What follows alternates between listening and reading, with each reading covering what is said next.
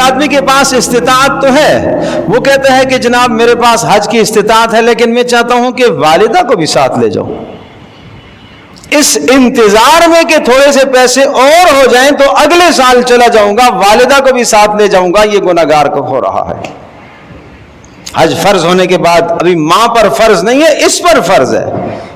کچھ لوگوں کا تصور یہ ہے کہ جب تک ماں باپ کو نہ کرایا جائے خود کرنا درست نہیں ہے، غلط ہے۔ جس کے پاس مال ہے اس پر حج فرض ہے، خاتون خانہ کے پاس مال ہے اس پر حج فرض ہے، شوہر کے پاس نہیں ہے اس پر نہیں ہے۔ البتہ عورت کے لیے ضروری ہے کہ یہ اس کے آنے اور جانے کا خرچ بھی موجود ہو، اور جتنا عرصہ وہ وہاں گزارے گی اتنا خرچ بھی ہو، اور اس عورت کے ساتھ محرم کا خرچ بھی موجود ہو۔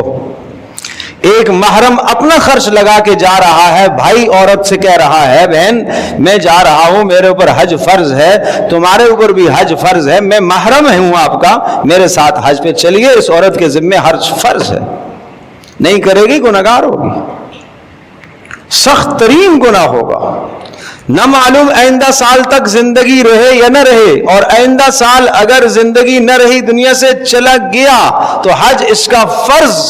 اس کے ذمے سے ساقط نہیں ہوگا جب تک کسی کو متبادل نہیں بھیجے گا، حج بدل نہیں کرائے گا۔ اس لیے میرے عزیز دوستوں اور بزرگوں، بہت اچھی طرح سے ذہن نشین فرمائی۔ آپ کہیں گے ہمارے پاس مال نہیں ہے،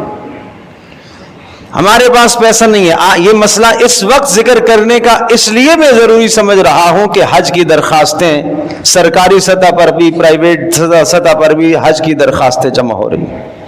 اور لوگ انتظام کر رہے ہیں، اور لوگ کوشش کر رہے ہیں، اور جن لوگوں کے دلوں میں اللہ تبارک و تعالیٰ نے بیت اللہ کی محبت ڈالی ہے وہ اندر سے تڑپ رہے ہیں۔ کسی طرح سے انتظام ہو جائے، کسی طرح سے انتظام ہو جائے، اور جو آدمی اپنے رب سے جتنا مانگے گا اللہ اس کے لیے غیب سے انتظام کرے گا۔ اس کا معاملہ سارا پیسے سے نہیں ہوتا بھائی، اس کا معاملہ براہ راست اللہ کی محبت سے ہوتا ہے، براہ راست اللہ کے تعلق سے ہوتا ہے۔ ایسوں کو بھی دیکھا ہے جدہ ایئرپورٹ پر اتر کر واپسی ہو گئی ہے، ایسوں کو بھی دیکھا ہے مکہ جا کر بھی حج نصیب نہیں ہوا، اور ایسوں کو بھی دیکھا ہے کوئی سبب پاس نہیں تھا، اچانک بیت اللہ پہنچ گئے، اللہ نے پہنچایا۔